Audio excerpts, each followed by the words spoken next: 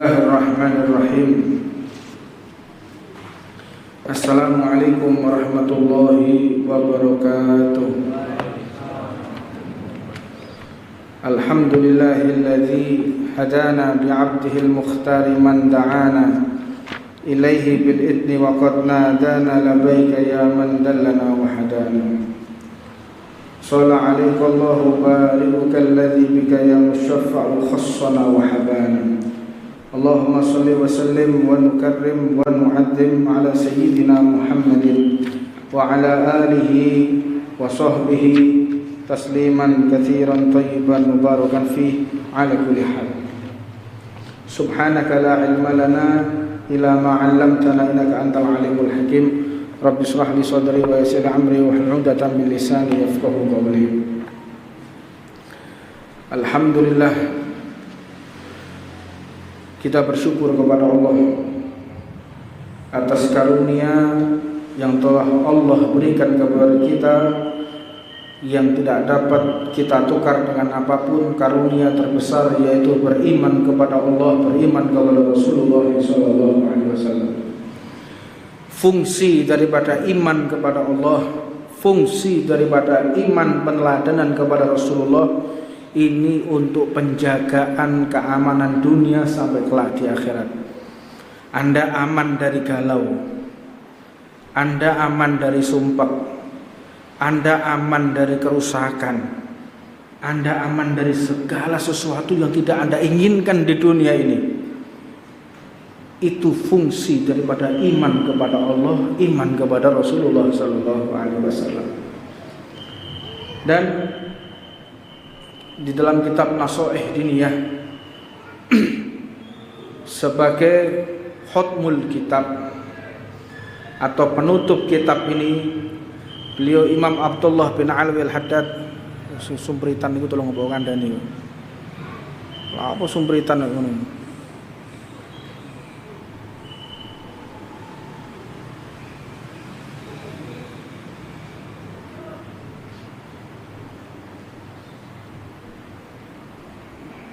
Al-Imam Abdullah bin Alwi Al-Haddad, beliau menutup kitab ini dengan mengutip beberapa hadis Nabi Muhammad SAW, mengingat Al-Imam Abdullah bin Alwi Al-Haddad, Al-Habib Abdullah bin Alawi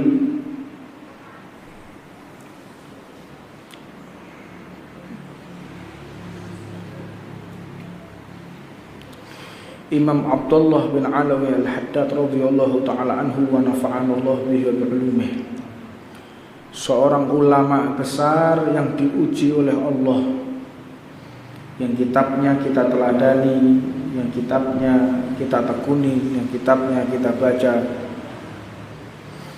Al-Imam Abdullah bin Alawi bin Muhammad Al-Haddad radhiyallahu ta'ala anhu, mulai kecil beliau itu diuji oleh Allah. Jadi an-nasu balaan, al-anbiya fal amsal sumal amsal. Semua manusia diuji oleh Allah. Tidak ada satupun orang yang tidak diuji oleh Allah. Ujian terbesar Nabi Muhammad, setelah itu para nabi, para rasul, dan para ulama. Beliau Imam Abdullah bin Al-Haddad semasa usia balita, beliau mendapatkan ujian oleh Allah.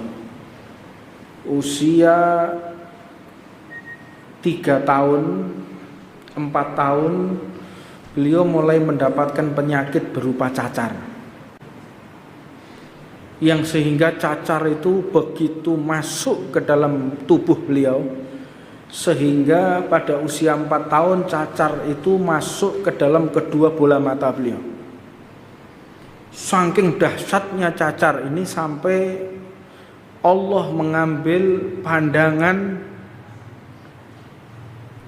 mata beliau, sampai beliau tidak bisa lihat lagi, sudah diambil oleh Allah pandangannya. Al-Imam Abdullah bin Ali bin Muhammad Al-Haddad tidak bisa melihat beliau. Namun Allah gantikan dengan ainul basyirah. Allah gantikan dengan pandangan yang lebih tajam daripada kedua bola mata ini. Allah gantikan dengan pandangan iman, pandangan hati yang tajam. Dan beliau mendapatkan hati yang tajam, bukan hanya wirodat, bukan hanya anugerah, given, hadiah, pemberian dari Allah, tetapi ada yang namanya mujahadah, penekunan yang luar biasa. Usia 4 tahun sudah mulai menghafal Al-Quran. Dengan waktu yang sangat singkat, beliau penyusun Ratibul Haddad, kitab Ratibul Haddad, dan kitab karangannya sangat banyak sekali. Ada Kutubul Haddad, Nasoih Diniyah, Risalatul Muawanah. Insyaallah setelah Nasoih Diniyah kita akan membaca kitab Risalatul Muawanah. Nah, para ulama kita itu, mereka bukan hanya belajar ilmu, tetapi mujahadah. Kekuatan mujahadah, tazkiyatun nufus, penyucian jiwanya itu kuat. Usia 4 tahun menghafalkan Quran. Makanya jenengan kalau menimba ilmu, membaca kitab, berguru, itu jenengan harus tahu profil sejarahnya dulu.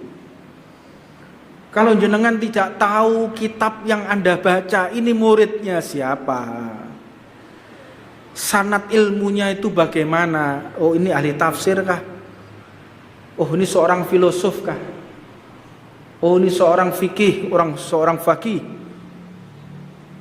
apakah dia mufasir, Anda kenali dulu. Kalau baca kitab kenali dulu. Makanya penutup kitab ini sekaligus saya mengingatkan flashback tentang Al-Imam Abdullah bin Alawi bin Muhammad Al-Haddad, penyusun Ratibul Haddad. Nah, beliau di usia 6 tahun menghafalkan Al-Quran dengan sempurna. Mulai usia 7 tahun, 8 tahun, 9 tahun, sehari-hari beliau itu sholat di seluruh daerah Tarim. Tarim itu adalah sebuah desa, sebuah tempat yang isinya orang yang takut kepada Allah, isinya orang-orang yang menerapkan hukum Allah, orang-orang yang istiqamah, setia kepada Rasulullah sallallahu alaihi wasallam. Beliau Imam Abdullah bin Alawi Al-Haddad senantiasa mujahadah. Mujahadahnya itu sholat di seluruh masjid, seluruh kota, sholat.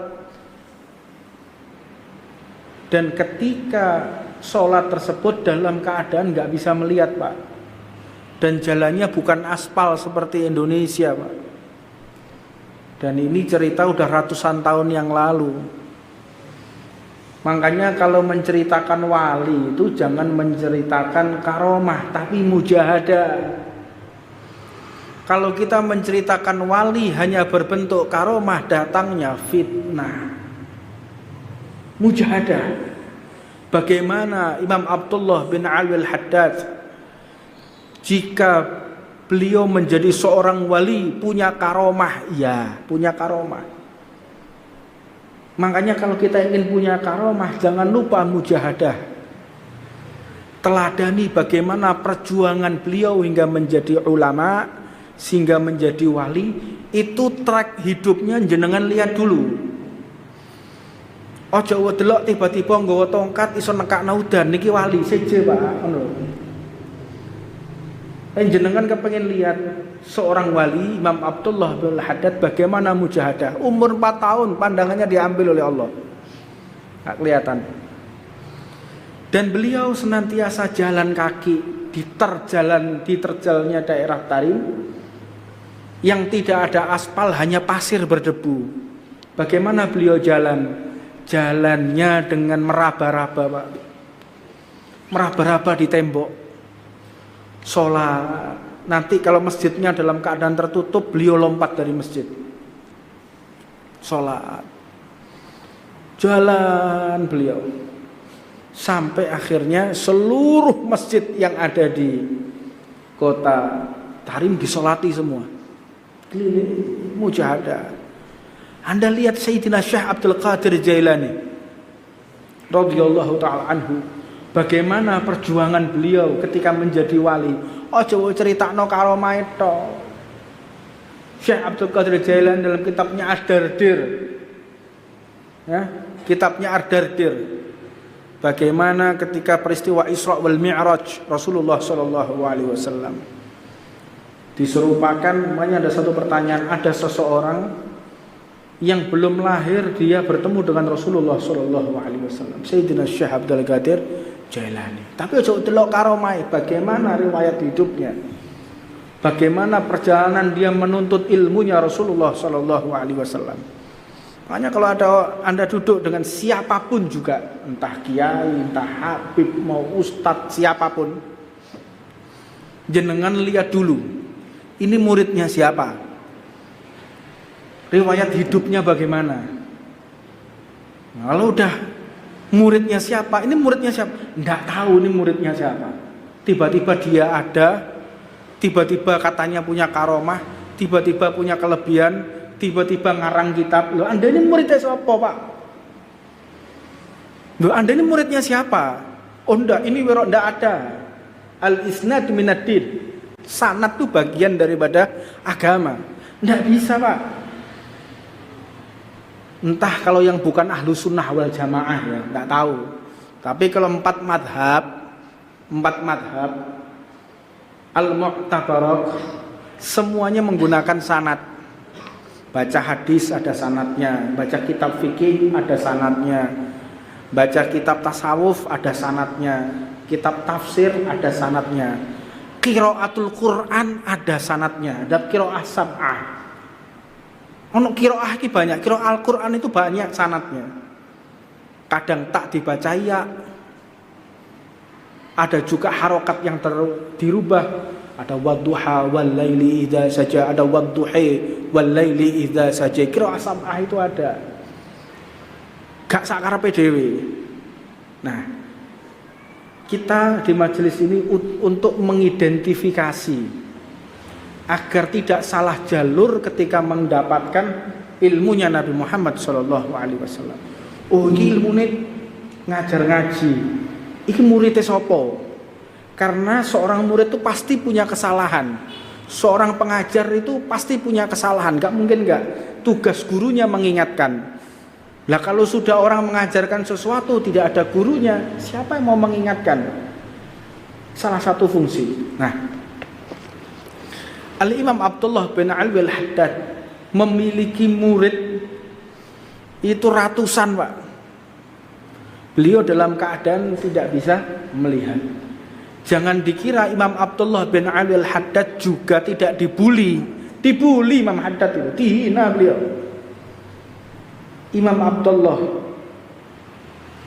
bin Alwi Al-Haddad dihina, mosok wong sing motone ora ketok kok nyusun rotib. Mosok wong ora ketok kok duwe murid. Masa orang kok mengarang kitab tidak kelihatan, mengarang kitab masalah filosof, mengarang kitab masalah sosial bermasyarakat, masalah kitab tasawuf. Masa iya? Pada zamannya sudah dibuli Imam Abdullah bin Alwi Al-Haddad. Nah, di antaranya salah satu tamu ini datang kepada beliau dan dalam hatinya ada syak. Beliau minum kopi, tamunya ini minum kopi. Kata Imam Haddad, jangan diminum. Kau yang tamunya ini sudah batin. Iki to Imam Haddad sing motone gak ketok. Ya Allah. Dalam hatinya kayak begitu. Si tamu tadi mau minum kopi. Ketika kopi mau diminum, kopimu jauh ombe. Jangan diminum kopimu. Loh kenapa? Wahai guru, wahai habib, wahai imam, di kopimu itu ada lalat kecil. Tuh njero kopimu itu ono laler, Ada lalat, jangan kau minum. Delok, periksa betul ada lalatnya. Nah, ini ainul basirah, penglihatan yang tidak biasa. Dan itu bukan given, bukan hanya pemberian, bukan hanya wirodat, tapi ada mujahadah, ada kesetiaan kepada Allah, ada kesetiaan kepada Rasulullah, dan ada kesetiaan kepada guru-gurunya.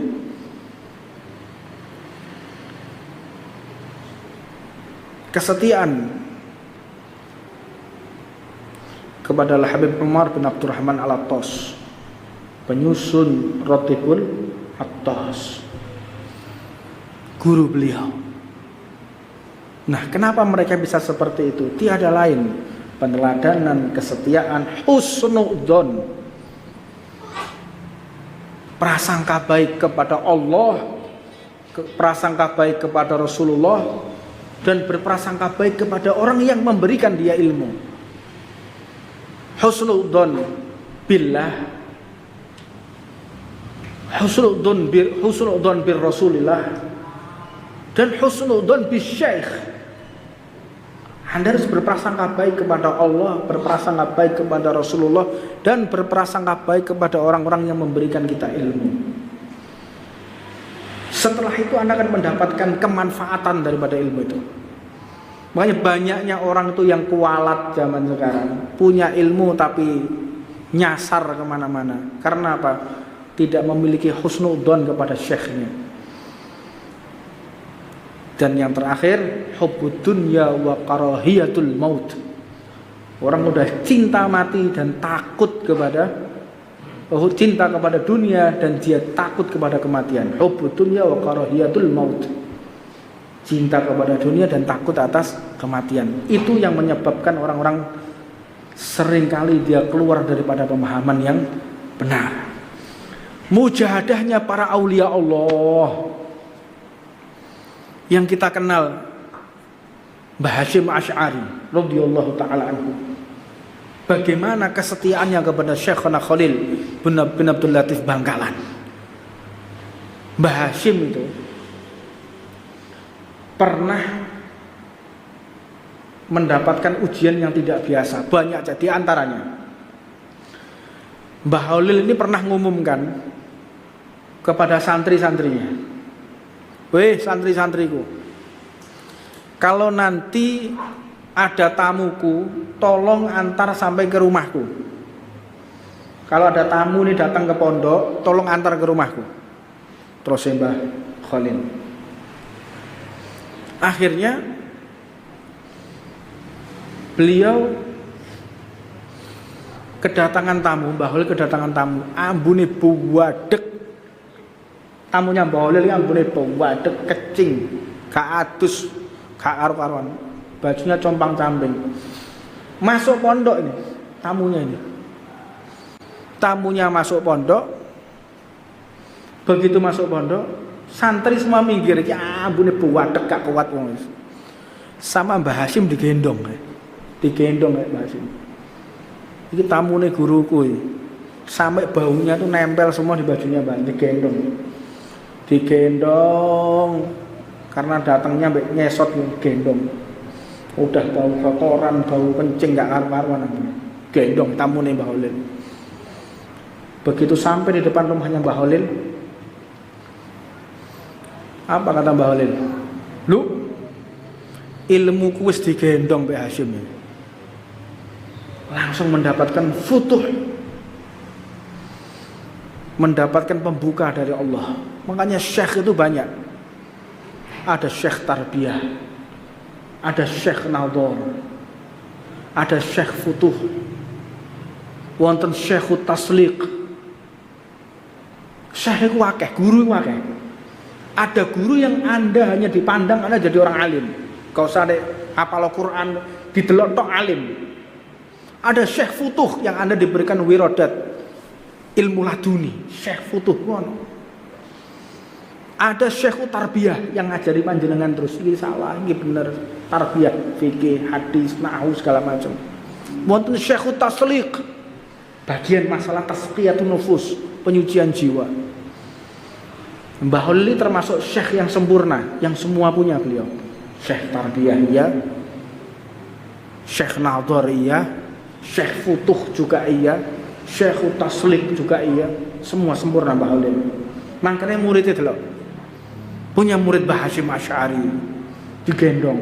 Begitu tamu tadi digendong, kata Mbah Holil, ilmu kus digendong Mbah Hasyim. Islam mulai disuruh pulang.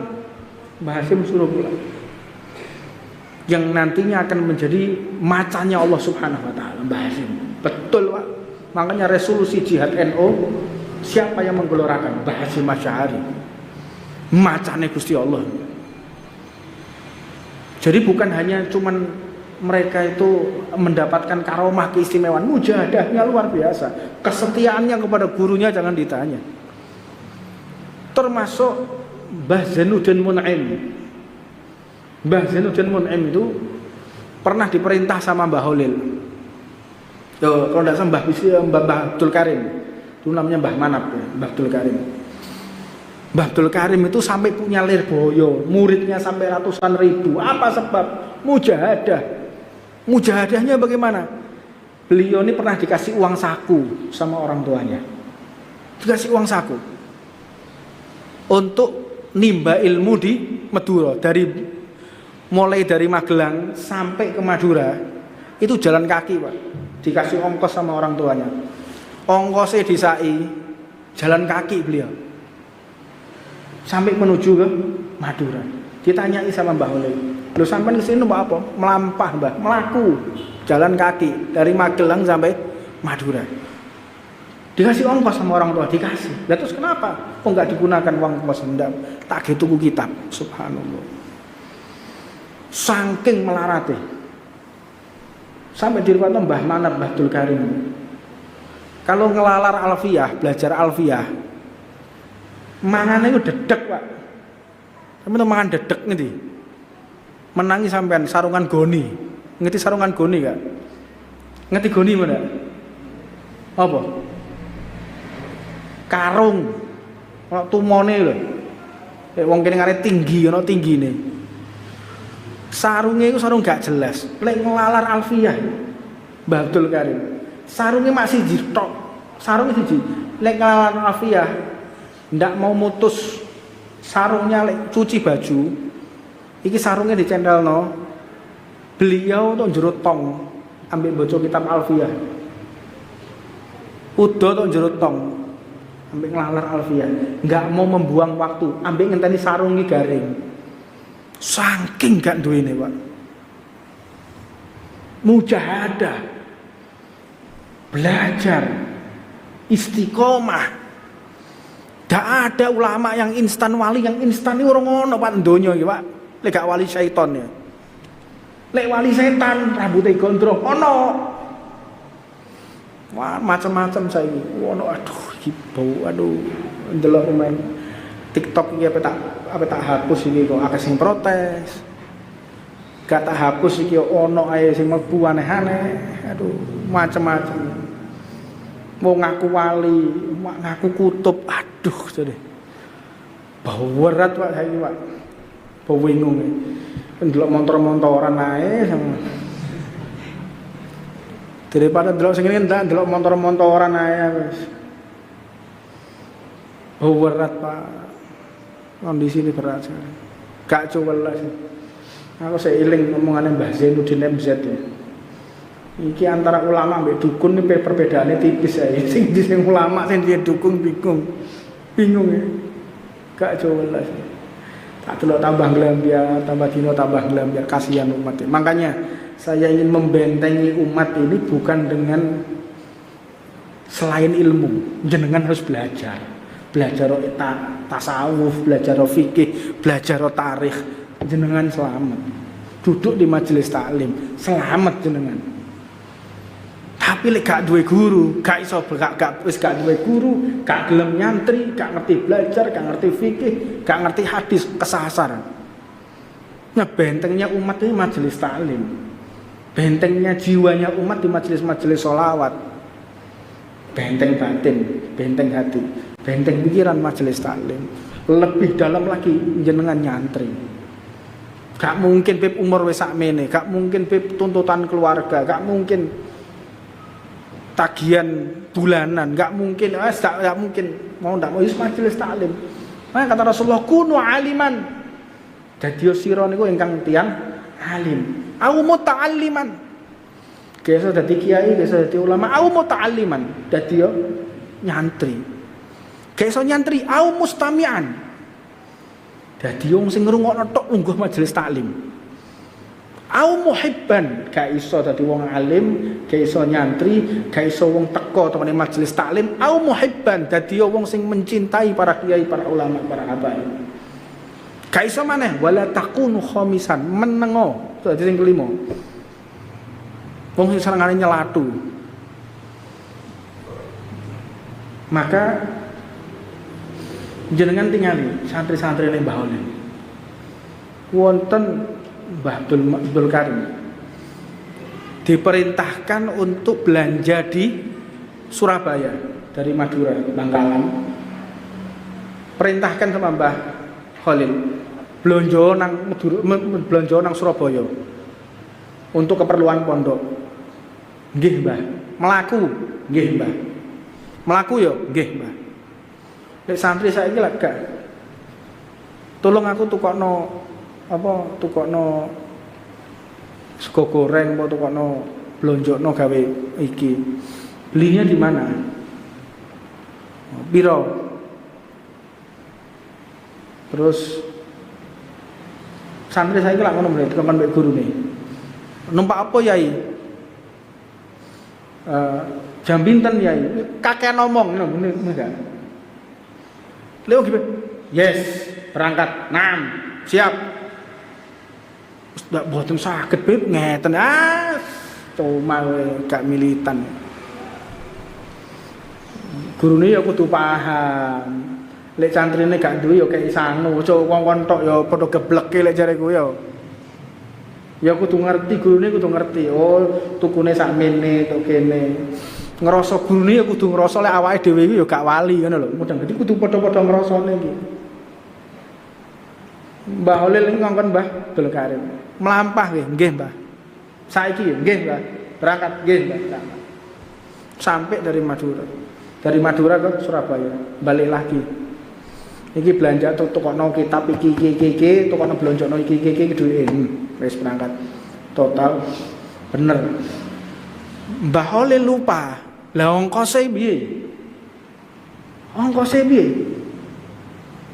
Mesti aja numpak kendaraan mlaku wae teko pondok teko ning pelabuhan, teko pelabuhan kok teko ning toko niku mlaku, rasa numpak kendaraan. Maksudnya itu begitu. Nah ini lupa enggak dikasih uang saku numpak kapal. Mlaku yo mlaku dhuwur banyu, Pak. Subhanallah. Jalan Mbah Abdul Karim jalan di atas laut ke mlaku, Pak. Iku jok ditiru iki, kok suwuk tiru. Wuk tiru. Ngongkon sapa santri. Ron. Tukokno iki Ron, tukokno iwak tokone bawean Ron. Yo Beb, mlaku yo kedelep kowe yo. Kedelep ilang gak seje makome seje wong harus tahu dirinya ngono lho. Sampeyan kepengin tiru wali ngerti awakmu iki sapa ngono lho. Aja wae copy paste yo. Nggih penelitian ya tesis copy paste. Ya gak ketemu, plagiat itu jenenge. Nanti plagiat. Yang sekolah S3 tahu ya. Yang baru S1 aja melok-melok ya. Subhanallah, iman kepada Allah, yakin. Orang kalau sudah yakin kok ngono, yakin mbek gurune, yakin mbek Allah taala. Kalau sudah yakin, penuh kesedihan itu hilang. Rasa sakit di badan itu hilang. Contohnya siapa? Sayyidina Ali bin Abi Thalib. Babul ilm fi Madinatir Rasul. Sayyidina Ali itu ketika peperangan Uhud. Ketika peperangan Uhud, Sayyidina Ali itu terkena panah. Ya. Terkena panah sampai masuk di dalam rongga-rongganya kaki. Jadi kaki itu sama seperti kayak tulang tangan. Kaki itu balungnya itu loro. Ya. Ngepang, ada kecil dan besar. Mudeng ya. Lek wong gak ngerti, gak tau sekolah IPA yang ngene iki ya, IPS KB modele. Kaki itu ada tulang rawan, ada tulang yang kuat, 2 tulangnya. Asio aku ora paham pisan. Tak terus ben ketoke pinter lho, meneng wae to. Jadi balung kok ana loro. Ya. Panah ini masuk di tengah-tengahnya sela-selanya tulang. Bentuknya segitiga panah itu. Ditarik gak iso, diketok gak iso. Masuk dalam dagingnya Sayyidina Ali bin Abi Thalib. Setengah mati Sayyidina Ali. Kuatnya iman luar biasa. Kata Sayyidina Ali, seandainya Allah itu tajalli, Allah itu ngetok, imanku gak nambah gak kurang. Dari Sayyidina Ali. Saking dhuwure imane, yakine mbek Allah Ta'ala. Masuk dalam ma'rifatullah Sayyidina Ali. Saking kuatnya imannya kepada Allah. Allah itu wujudnya ada. Saya nggak nambah iman dan saya tidak berkurang iman saya. Subhanallah. Pewarisnya Nabi Muhammad. Kata Sayyidina Ali, ini sudah tidak bisa ya. Harus pakai, tidak ada anestesi pada zaman itu, nggak ada bius, masuk dalam rongga-rongga. Nah, gimana ini? Kata Sayyidina Ali, nanti cabut saiso-isone, gelandang wae. Pada saat saya sholat, oleh aku sembayang, cabut. Iya. Sampean mbak aku lagak. Allahu Akbar. Duit 200.000. Karek 150. Saya tak opo. Oh iya. Donya ini dipikirin. Sayyidina Ali, Allahu Akbar, sholat. Sampai tidal ruku. Lupa sudah. Salam, doa. Duh, lagi ini. Kok gak dijabut panahnya? Dilihat panah sudah tercabut dan kakinya sudah dibalut. Sudah dibalut. Kapan ketika cabutnya? Ya langsung gimana? Ya pas langsung Allah, langsung dicabut, bayangno. Jadi dengan kata-kata alif Allah ditarik-tarik bisa. Gak ngenteni tengah-tengah sholat gak. Lek awakmu laler lewat lho ketok. Ono nyamuk bentuk garu-garu. Sing luwih nemen ono baju bekas upol ditresiki. Ono sing model ngono aku ketok wingi. Bekas sego goreng prak-prak bang. Untung gak dipangan ngene. Pangan batal turun kowe. Ya Allah, kualitas keimanan kita itu berbeda dengan orang-orang soleh terdahulu. Subhanallah. Allah, langsung dicabut, Pak. Sayyidina Ali Zainal Abidin juga begitu. Rumahnya kebakaran.